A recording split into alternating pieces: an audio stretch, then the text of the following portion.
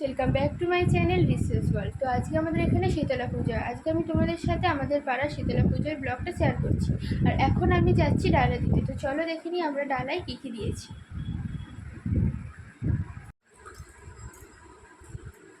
এটাই হচ্ছে আমাদের পাড়ার মা। তো তোমরা দর্শন করো এবং তোমাদের মনস্কামনা জানাও। মা অবশ্যই তোমাদের মনস্কামনা পূর্ণ করবে। প্রচুর লোক হয়েছিল, এই কারণে ভিতরে ঢুকে মায়ের ভিডিওটা ভালো করে করতে পারিনি।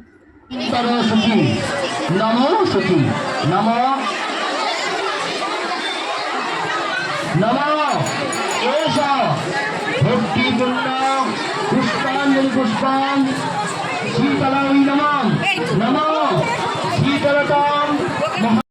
পুষ্পাঞ্জলির পর আমাদের এখানে গন্ডি কাটা হয় এবং অসংখ্য মানুষ এখানে গন্ডি কাটতে আসে।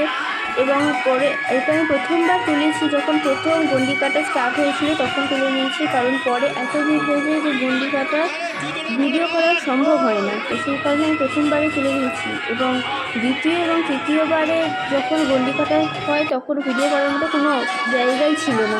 আর আমাদের এখানে গন্ডি কাটার পর যে মহিলারা এবং বা যে পুরুষরা গন্ডি কাটে তাদের মালসে এবং সরা হাতে বসিয়ে দেওয়া হয় এবং তাতে ঘি আর খড় এরকম কিছু জাতীয় জিনিস দিয়ে আগুন জ্বালানো হয় এবং আগুনগুলো খুব এই জিনিসটা আমাদের সবথেকে সুন্দর লাগে। বিশেষ করে আমার এই যে গন্ডি কাটার পর এরকম হাতে একটা আগুন জ্বলছে মাথায়, এই জিনিসটা একটা ইন্টারেস্টিং ব্যাপার থাকে। তো আমি এটা প্রত্যেক বছরই দেখি এবং তোমরাও দেখো। আগুনটা কিন্তু অনেকটা দূরে করে ওরা, মানে যারা আগুন দেয় আর কি, ধুনো দেয়, তারা কিন্তু অনেকটা করে আগুনটা ওঠায়, যে কারণে অসংখ্য মানুষের ভিড় হয় এটা দেখার জন্য। তো অনেকেই বাচ্চারা গন্ডি কাটার পর কোলে বসে, তো সেটা আর আমার তোলা হয়নি কারণ ভিড় হচ্ছিলো আস্তে আস্তে।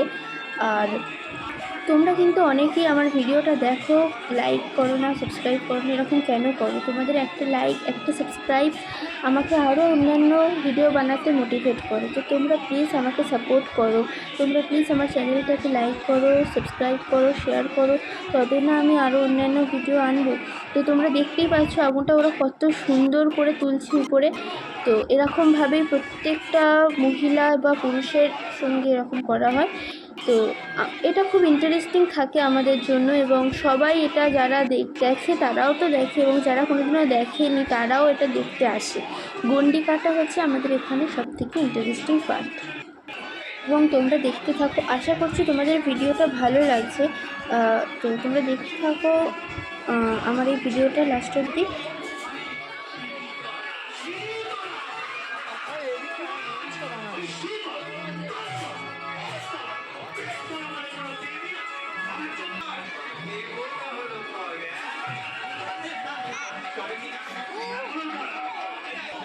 আপনার এই বৃদ্ধ মন্ত্রী বেঁচে থাকতে তাকে একবারও না জানিয়ে আপনি পূজার সমস্ত কিছু আয়োজন করে ফেলেছেন। ভয়ে করে মন্ত্রী, ভয়ে।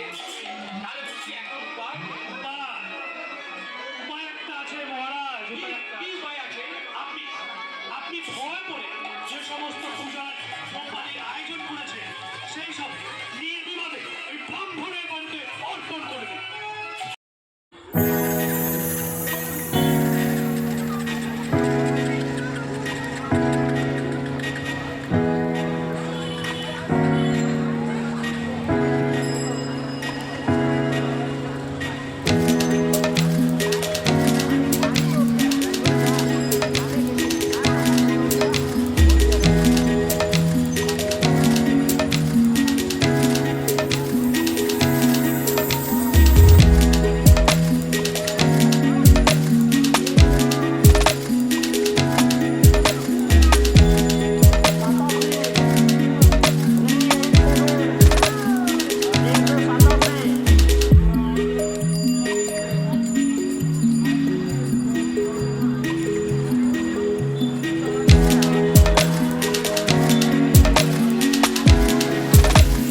আমি আমার পাড়ার শীতলা পুজোটা কাটিয়েছি। তো তোমাদের যদি ভিডিওটা ভালো লেগে থাকে অবশ্যই তোমরা লাইক, শেয়ার অ্যান্ড সাবস্ক্রাইব করবে। দেখা হচ্ছে পরের একটি ভিডিওতে। তো ততদিনের জন্য টাটা।